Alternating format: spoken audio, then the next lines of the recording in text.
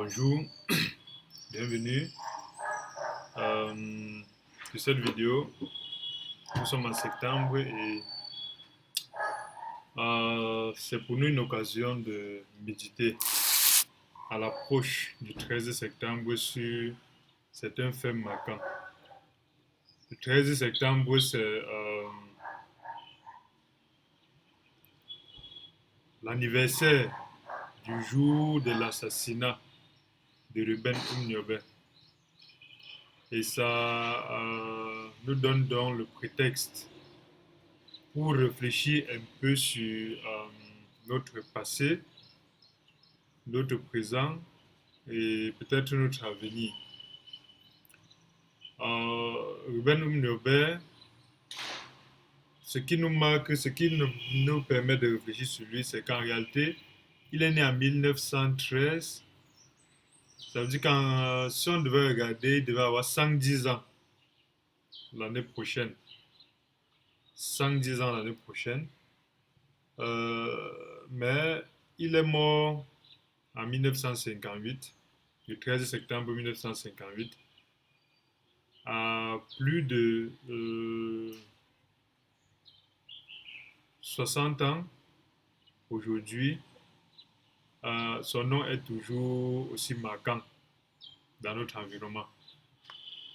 Alors, il s'agit pour nous de réfléchir parce que lorsqu'on prend sur soi de cacher aux gens et aux personnes, à un peuple, l'ensemble de leur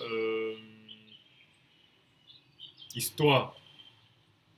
C'est pourquoi on fabrique donc des jeunes zombifiés. Des jeunes zombifiés qui peuvent être rapidement manipulés et on leur fait confondre l'ennemi.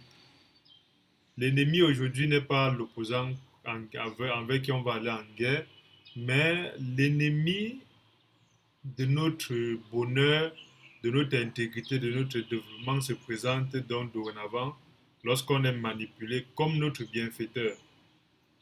Alors, nous allons faire quelques rappels historiques qui sont de mémoire, qui peuvent permettre à ceux qui veulent aller plus loin de mieux s'approprier notre histoire. Ruben Umniobé naît en 1913 et il est d'abord syndicaliste. Il est formé dans une des écoles catholiques, je pense. Il naît après Boumniebel à Sompek, je crois. Quelque part dans la zone Bassa, Sompek, dans les environs de Boumniebel.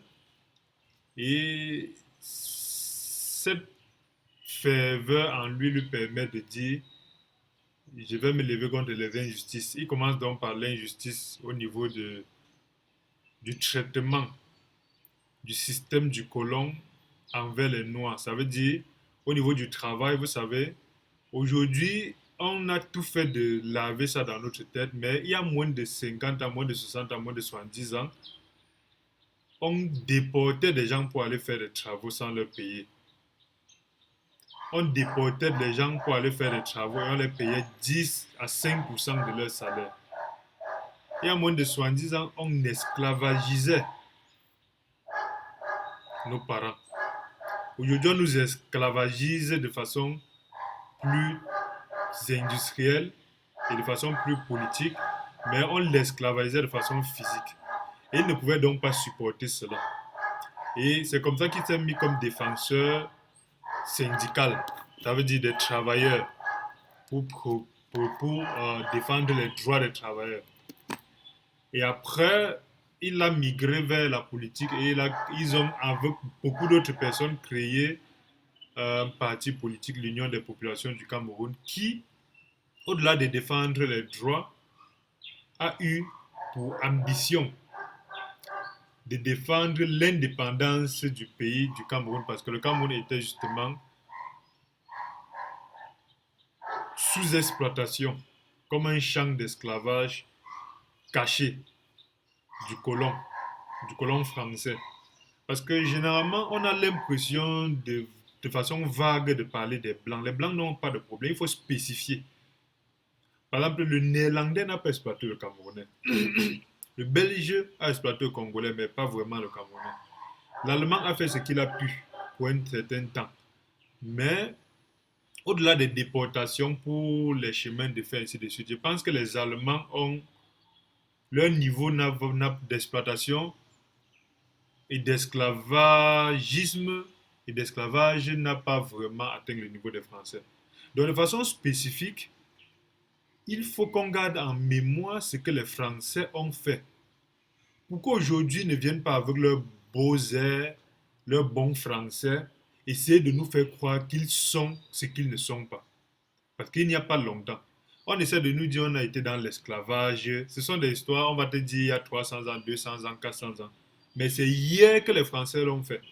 C'est-à-dire certains qui ont subi le courroux de ces Français-là sont encore vivants. Parce qu'on a souvent cette impression, comme nous parlions au début, lorsqu'on parle de l'histoire, de faire comme si c'était quelque chose de tellement lointain qu'on n'a pas besoin de se mémorer, de garder ça en mémoire. Donc, Oumyobel, lui, à son niveau, comprend le désir de l'indépendance. Et avec cette mentalité-là, le colon n'étant pas habitué qu'on puisse lui dire non, fixe pour objectif de détruire Oumyobel et de détruire tout système qui pense à l'indépendance. Donc, nous évoquons Dom Niobé pour permettre aux jeunes en ce mois de septembre, de comprendre qu'il y a des gens qui se sont battus pour que nous puissions aujourd'hui avoir ce droit de dire Paul Biya, Ayop Ayop, Maurice Kamto, je ne sais quoi, Cabral Libi, je ne sais quoi, Joshua Oshi, je ne sais quoi.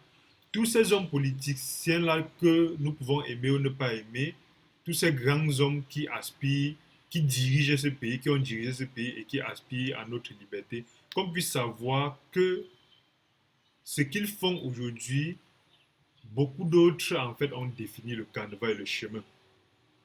Donc, ça nous permet de ne pas jouer avec notre pays. Ça nous permet de ne pas jouer avec notre avenir, notre histoire et notre présent. Donc, Oumniobé est mort en septembre, le 13 septembre, parce qu'il meurt au maquis, à Dumboum-Niebel. Il meurt étant petit à petit abandonné par les siens. Abandonné par les siens. Parce que aujourd'hui, n'oublions pas que Oumniobé a été d'abord fondamentalement combattu par le colon et par le noir. Parce qu'aujourd'hui, il y a un faux débat qui est celui d'accuser le blanc. Il y a un faux débat de celui qui est de déposer toutes les frustrations que nous-mêmes nous sommes allés porter et accepter par égoïsme sur la tête des autres. Les premiers traîtres du combat d'Umniobé, ce n'était pas le blanc. Le blanc ne fait que son travail. Mais personne ne pouvait entrer dans le maquis, savoir où est Umniobé sans que ce soit noir. Un blanc ne peut pas quitter de Paris, des Champs-Élysées. Il vient au Cameroun, il connaît où se trouve ton frère, où tu te trouves sans que ce soit ton frère qui le lui dise. Et c'est ça qui fait que, avant d'accuser les autres, nous devons nous rappeler que les premiers tueurs de nos indépendantistes, c'est d'abord nos parents, nos aînés et nous-mêmes. Parce que cette mentalité d'accuser les autres, c'est vraiment quelque chose que, en septembre, on va te dire, Oumniobé a été tué, mais comment est-ce qu'il a été tué? Comment est-ce qu'un blanc a pu quitter les Champs-Élysées? Venir, entrer en forêt, trouver où il a été tué. Parce que Oumniobé a été abandonné par les siens au fur et à mesure et au maquis, quand ils meurent, ils sont, d'après ce qu'on dit, il y a lui, il y a sa femme et son fils qui a 13 mois. Le jour qu'il meurt, ou 2 jours, 1 jour, 2 jours, 3 jours avant qu'il ne meure, il y a tous l'ont abandonné. Il y a sa femme, son fils, sa femme, son fils, son secrétaire son cuisinier et un autre de ses collaborateurs qui, bizarrement, quelques minutes avant qu'on ne vienne fusiller Oumniobé, il dit qu'il s'en va se mettre à l'aise. Et il réapparaît lorsqu'on l'a fusillé et on l'a enterré. Bizarrement. Ça veut dire, quand on arrive donc au niveau de Oumniobé, on le fusille, on tire sur lui, on tue donc son cuisinier, son secrétaire, lui-même, et une balle transperce la cuisse de son fils de 13 mois, et son fils et la femme arrivent à s'échapper. Et son fils, je pense qu'il doit être toujours vivant. Et c'est comme ça que, au-delà de le tuer, au-delà d'avoir ce respect-là, on traîne son corps au sol, sur des kilomètres, pour aller présenter au peuple pour moi. Parce qu'il, puisque à nos yeux, c'est pas parce qu'il rit avec vous, il montre, à nos yeux, nous sommes des singes. D'après ce qu'ils disent, d'après ce qu'ils ont écrit. Donc, on traîne le corps d'un être humain au sol pendant des kilomètres. Et quand on vient, on coule son corps dans le béton. On l'enterre, sachant qu'on peut venir le déterrer, peut-être faire un mausolée, tout. On le met dans une tombe, on verse du béton. Donc voilà en fait, en réalité, comment ce grand homme a donné sa vie pour qu'aujourd'hui nous puissions avoir la liberté même de faire ce type de vidéo aussi. Donc, il ne doit pas être oublié, il ne doit pas être juste évoqué sans qu'on explique en fait pourquoi il est mort, comment il est mort et surtout qu'il a été abandonné par nous, par nos pères. Donc, avant d'accuser le blanc, commençons d'abord par voir quel type d'être humain nous sommes. Il y a beaucoup de peuples où on ne peut pas venir prendre leur leader sans tuer tout le peuple. Mais il n'y a que nous avons cette mentalité de trahir les autres et venir accuser les autres. Donc, et il y a une autre personne qui est très très importante pour cette mémoration. L'idée pour cette vidéo, c'est de dire, sans être historien, voilà des pistes qui nous permettent de réfléchir sur ce qui nous arrive aujourd'hui et sur ce qui a été fait hier, pour éviter de laisser notre pays être détruit par des fausses informations. Parce que des gens ont donné de leur vie pour que nous restions intègres aujourd'hui. Donc combattons pour rester intègres. Il y a une autre personne qui, jusqu'à aujourd'hui, Oumniobé, au moins on évoque son nom, mais lui, j'ai pas suivi vraiment son nom jusqu'à ce que je ne fasse un peu de recherche. Il s'appelle Jacob Fossi. Jacob Fossi est né à l'Ouest en 1917, donc 4 ans après Oumniobé. Et quelle est sa particularité, entre autres? Il est comme l'étincelle qui a permis de pointer, il est comme le doigt qui a permis de pointer un type de sacrilège qu'on a tout fait pour cacher. Et jusqu'aujourd'hui, on fait tout pour cacher. Pendant le maquis, c'est quoi le maquis? Le maquis, c'est qu'à un moment donné, l'UPC est interdit. Parce que quand on voit l'impact, tout le peuple camerounais est derrière l'UPC. On a voulu faire comme si c'était un parti de Barça. C'est ce qu'on essaie de faire aujourd'hui. Parce que pour éviter que les autres ne s'intéressent à quelque chose, il faut juste qu'on le fasse croire que ce parti-là est pour telle tribu. Ça fait que les autres tribus, le Cameroun étant fait de 260 tribus environ, les autres vont dire c'est pour telle tribu. C'est ça aujourd'hui on essaie de faire croire que tel parti est pour tel parti est pour tel. Non.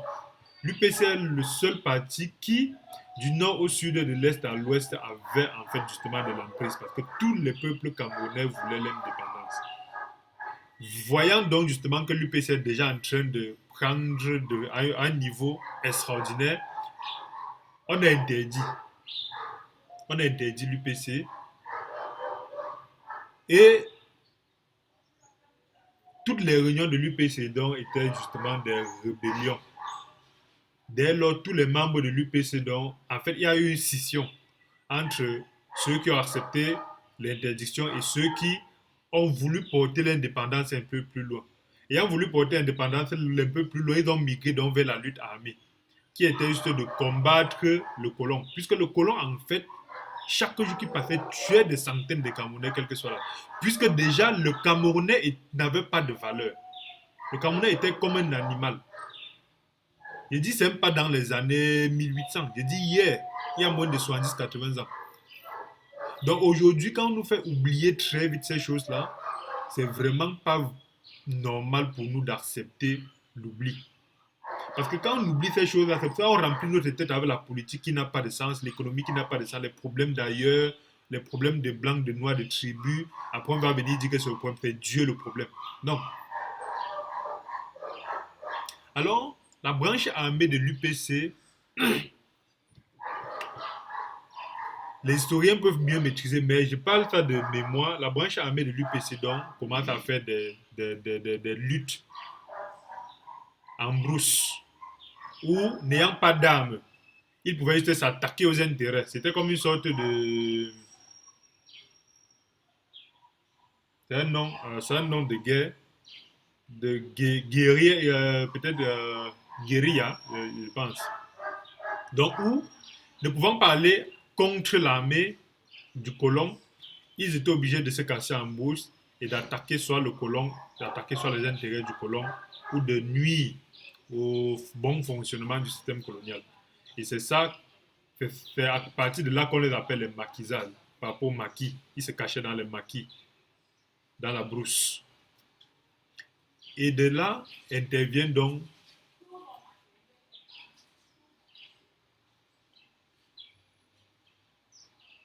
de là, c'est le début donc d'une façon, on leur donne donc la raison pour décimer vraiment de façon plus avancée nos parents. Parce qu'ils ont profité donc du maquis pour faire des exactions pas croyables. Des exactions à un point où ils ont à un moment donné lancé une guerre dans les zones Bassa et les zones Bamileke pour décimer ces peuples-là. Et nous ne devons pas oublier cela. Nous ne devons jamais oublier cela.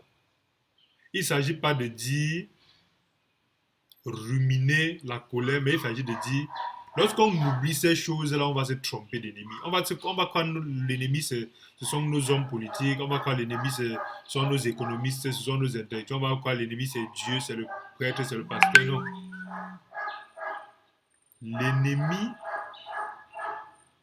est toute personne qui nous traite en inférieur et toute personne qui ne fonctionne avec nous que pour son intérêt. C'est ça l'ennemi, quel qu'il soit, s'il est interne ou externe.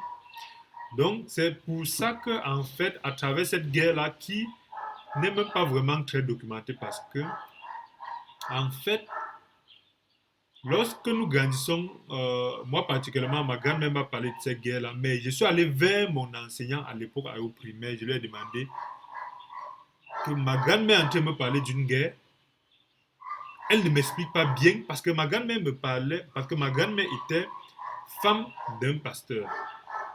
Et en tant que missionnaire, elle a voyagé dans toute la zone Bamileke, dans laquelle, en tant que pasteur, la mission était un centre d'agrégation des peuples pendant cette guerre-là, où les peuples sortaient de la bourse de chez eux pour se cacher dans des missions, pour se regrouper. Les missions étaient devenues des camps.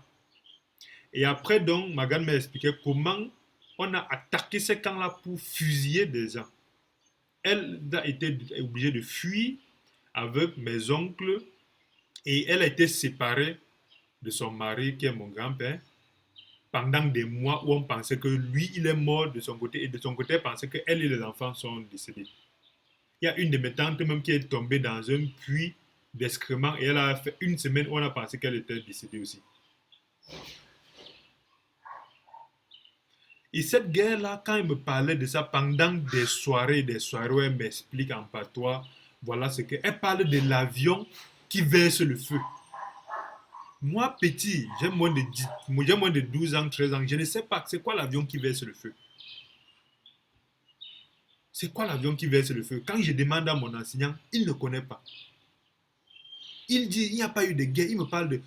Quand je demande à mon enseignant, il me dit, oui, 1918, je pense, 1918, Première Guerre mondiale. 1939, Deuxième Guerre mondiale. Après ça, il ne connaît plus notre guerre.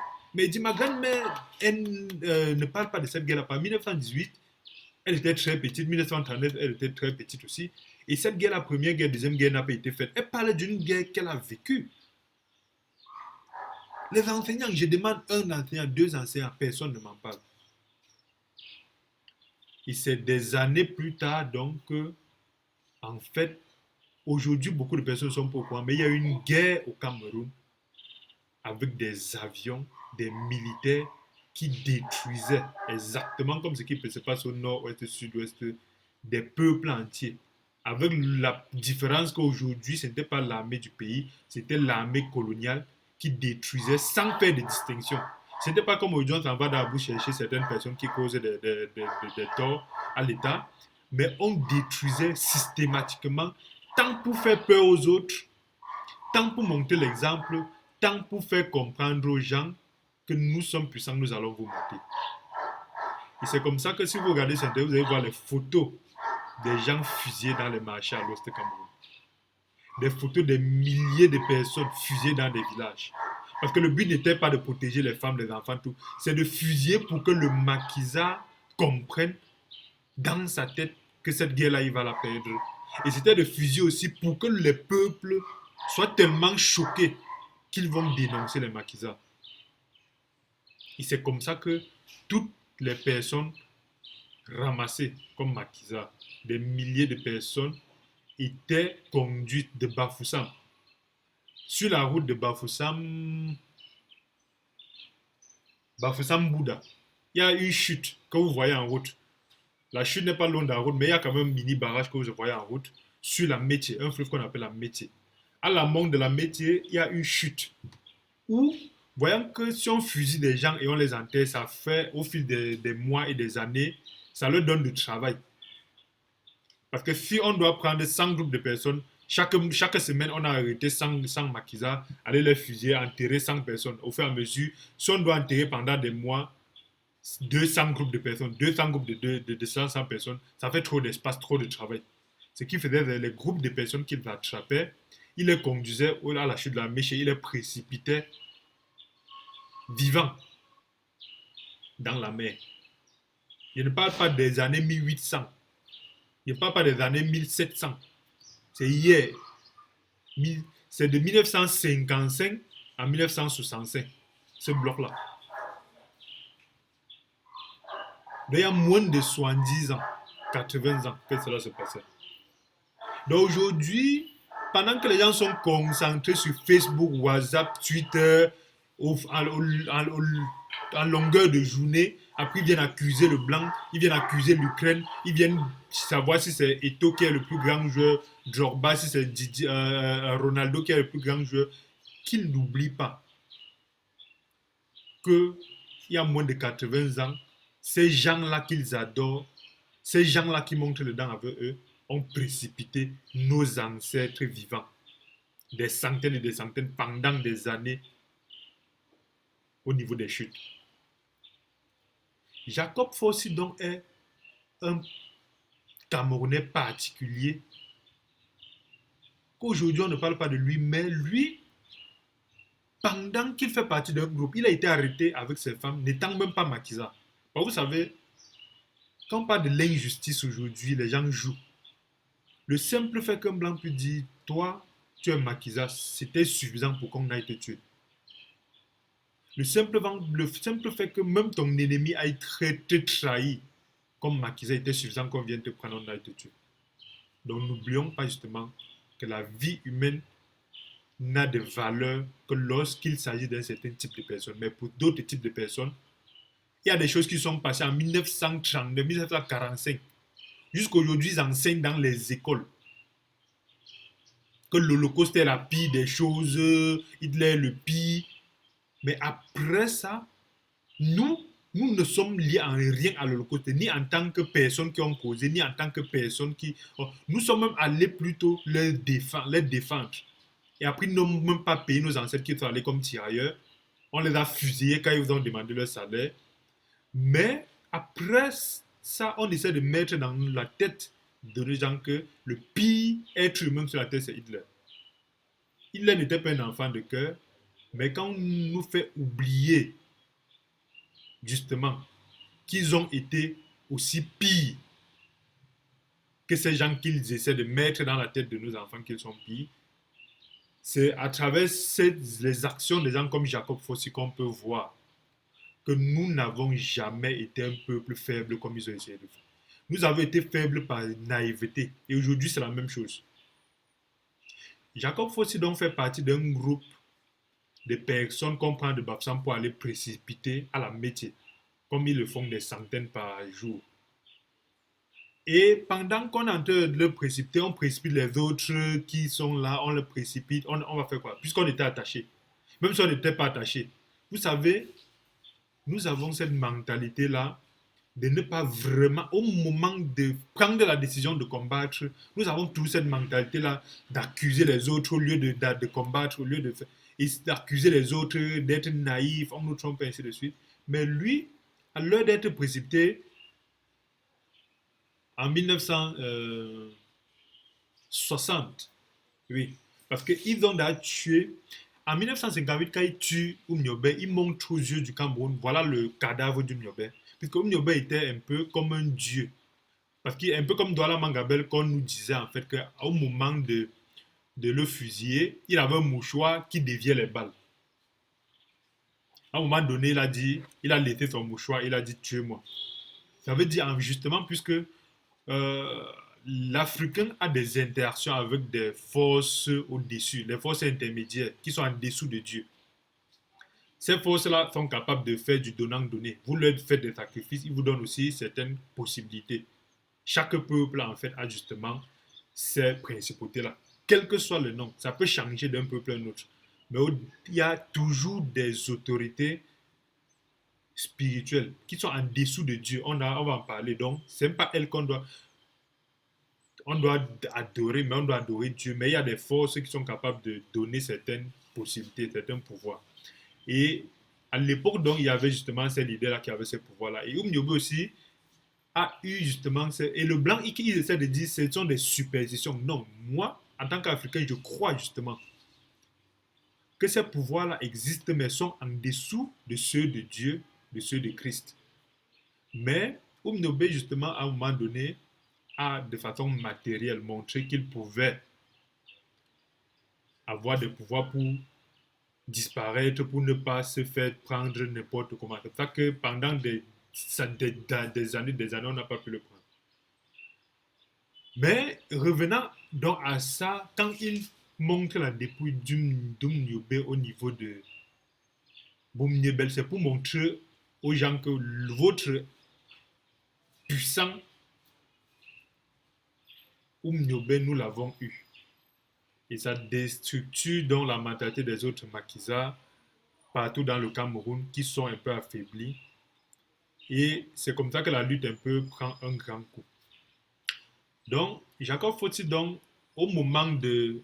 Puisque les troupes ayant déjà le moral bas, au moment d'être fusillés, étant attachés, il appelle les blancs qui sont là, il dit, venez, venez, je vous donne les noms, je vais vous trahir d'autres de mes compères maquisards.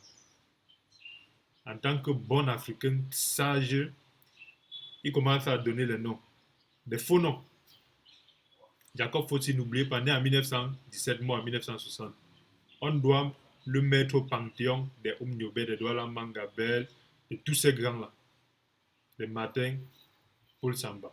Mais c'est plutôt Martin Paul Samba qui avait, je pense, le mouchoir pour dévier les balles. Des NS Wandje, ce sont des gens que nous ne devons pas oublier. C'est mieux de connaître ces gens-là que de connaître les Ronaldo, Ronaldinho, les ceci, cela, après venir accuser le blanc, après venir insulter le blanc, mais ça ne pas vivre. C'est pas croyable la jeunesse aujourd'hui. Nous les jeunes, nous sommes très incroyables. Donc c'est comme ça que, en fait, il dit, je vais vous donner des noms. Il commence à donner des noms. Il dit, il y a d'autres noms que vous ne pouvez pas bien écrire. Détachez-moi, je vais écrire. On lui donne un papier. Il commence à écrire des faux noms.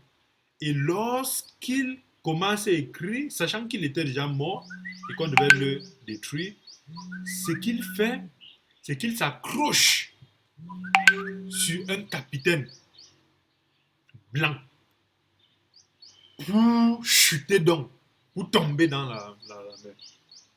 Ce capitaine blanc s'appelait Oublade, non, Outad. Outad. Et il s'accroche en fait sur deux personnes, sur un capitaine blanc et sur son bras droit noir. Parce qu'en fait, justement, aucun peuple externe ne peut vaincre un peuple interne sans la complicité des peuples internes. Donc avant d'accuser le blanc, le dieu du blanc, le colon, accusait d'abord qu'un colon marchait avec 10 traîtres. Et c'est comme ça qu'il s'accroche sur ce capitaine blanc, Outad, et il s'accroche aussi sur son bras droit, qui était aussi un officier, mais noir. Et il tombe dans le truc. L'officier noir ne meurt pas justement parce que quand il s'accroche sur lui, sa ceinture se coupe. Et c'est le blanc qui tombe. Et c'est ce blanc-là qui meurt avec lui. Et c'est dès ce moment-là que eux aussi étant choqués, que donc le noir est capable, même dans sa mort, de nous tuer. C'est comme ça qu'ils ont arrêté de jeter les gens dans la métier. Voilà pourquoi Jacob Fossé est une star pour nous. Donc justement, quand nous parlons donc du 13 septembre, nous devons nous rappeler que des gens ont donné leur vie et que pendant cette guerre-là, des milliers ou des millions de Camerounais sont décédés. L'avion dont ma grand me parlait justement, c'était des avions à... C'est un liquide qu'on appelle le napalm, qui est un liquide inflammable qu'on versait sur... Donc on versait sur les villages pour tout brûler. Ma grand-mère ne pouvant pas expliquer. C'est comme la Bible. Vous voyez, quand Genèse explique, Moïse dit Dieu a fait les eaux à eau. C'est pas Moïse ne peut pas expliquer certains détails que nous pouvons faire. Comment Moïse aurait pu appeler un ordinateur? Il aurait pu dire un caillou qui parle. Et on devait dire que non, à l'époque, il y avait les cailloux qui parlent. Non, il ne savait pas qu'on appelle ça un ordinateur.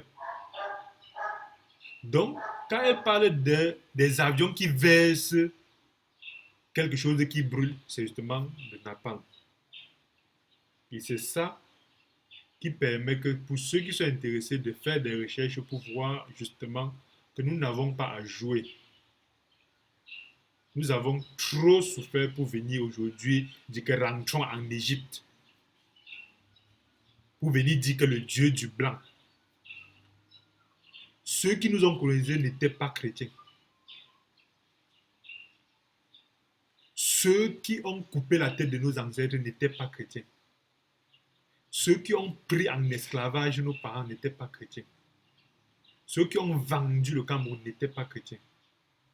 Ceux qui ont tué leurs propres frères n'étaient pas chrétiens. Et ceux qui sont venus des Champs-Élysées pour tuer les Noirs n'étaient pas chrétiens. Donc le faux débat de déplacer, et même l'Église catholique n'est pas l'Église. Si quelqu'un veut savoir ce que c'est qu'il lise sa Bible.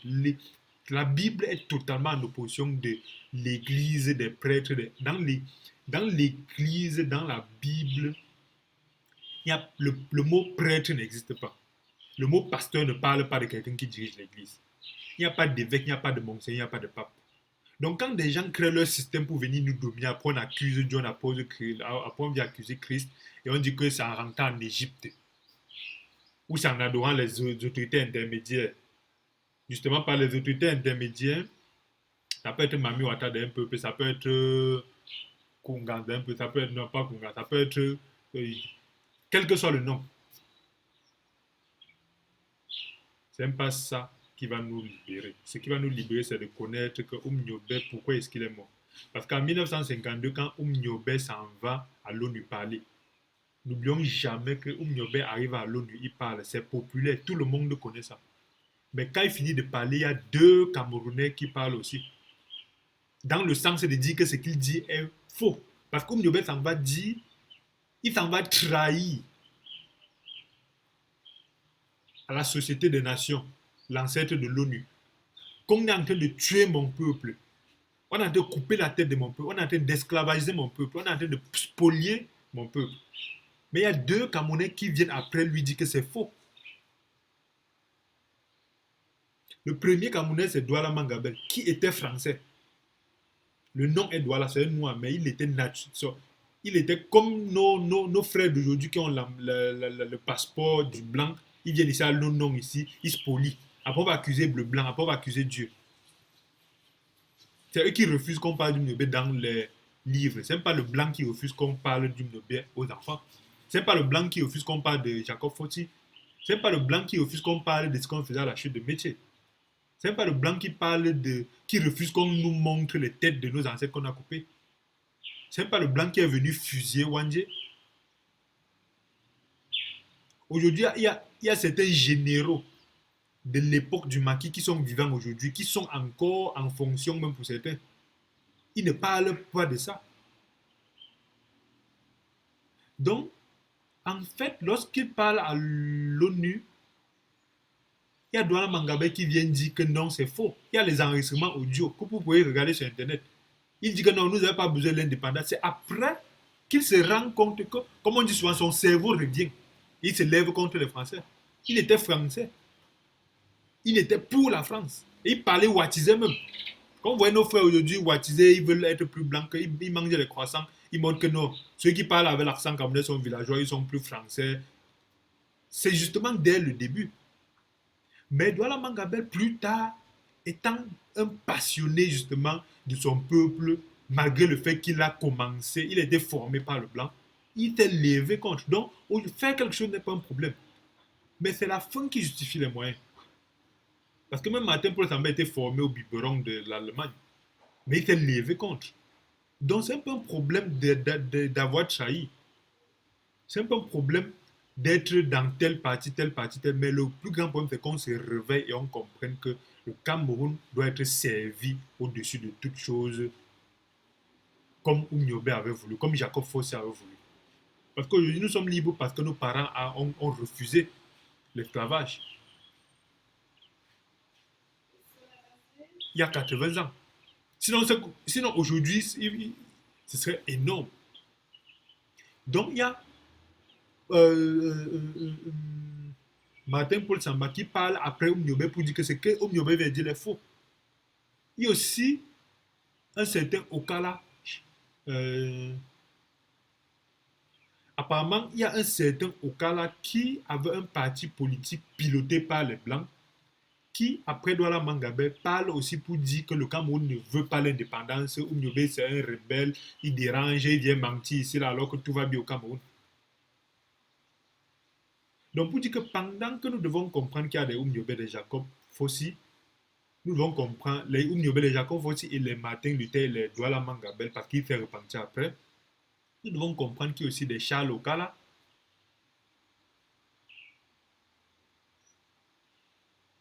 qui sont prêts aujourd'hui à vous démontrer que sans le colon, on ne peut pas s'en sortir. C'est ce qu'ils font au quotidien.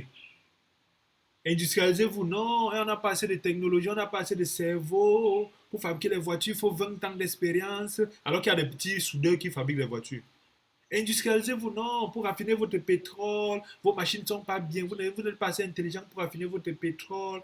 Alors que la petite Corée n'a aucune matière première, mais exporte le pétrole. En 1960, pendant qu'on tue les Daniel Fossi, les Jacob Fossi, le Cameroun soutient la Corée, parce que la Corée n'a rien, est dans la misère. Mais aujourd'hui, la Corée est 11e puissance du monde, 7e puissance dans certains domaines. Et peuple fondamentalement à travers les États-Unis christianisés. Malgré le fait qu'ils vont vous dire qu'il y a l'hindouisme, le bouddhisme, la Corée est fondée. La plus grande église sur terre, c'est en Corée. Fondée par Yong Gisho. Ils vont vous dire que c'est le Dieu, c'est Dieu qui a fait que c'est Dieu apporte ce développement. Mais il ne peut pas te montrer dans la parole de Dieu où est-ce qu'on appelle ce développement. Mais si, à travers les traîtres et les aigris, on vient utiliser la Bible pour mieux vous spolier, pourquoi vous vous plaignez?